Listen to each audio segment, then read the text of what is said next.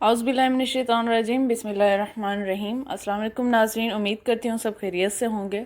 आज की हमारी अच्छी बात का ताल्लुक़ है ईद उल अज़हा की कुर्बानी से।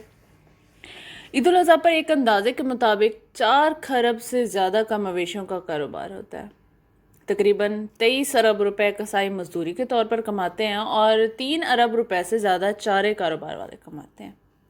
पाकिस्तानी कारोबार की दुनिया में सबसे बड़ा कारोबार ईद पर होता है।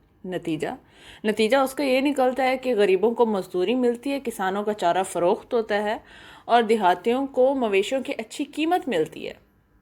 अरबों रुपए गाड़ियों में जानवर ले जाने और आने वाले कमाते हैं और बाद अज़ा गरीबों को खाने के लिए महंगा गोश्त भी मुफ्त में मिलता है और खालें कई 100 अरब रुपए में फरोख्त होती हैं। चमड़े की फैक्ट्रियों में काम करने वालों को मज़ीद काम मिलता है। ये सब पैसा जिसने कमाया है वो अपनी ज़रूरियात पर जब खर्च करते हैं ना, तो ना जाने कितने खरब का कारोबार दोबारा होता है।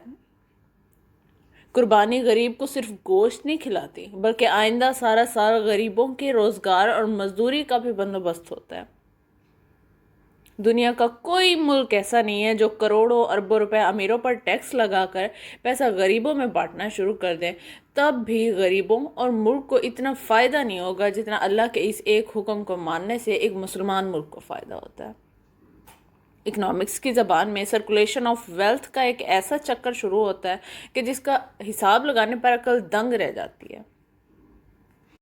माशाल्लाह से अल्लाह ने ऐसा निज़ाम चलाया है कि ईदों पर गरीबों की ज़रूरियात पूरी हो जाती हैं।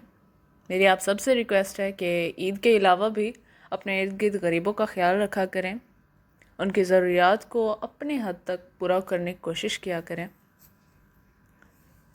उम्मीद करती हूँ आज की वीडियो पसंद आई होगी। नेक्स्ट वीडियो तक के लिए अल्लाह हाफिज़।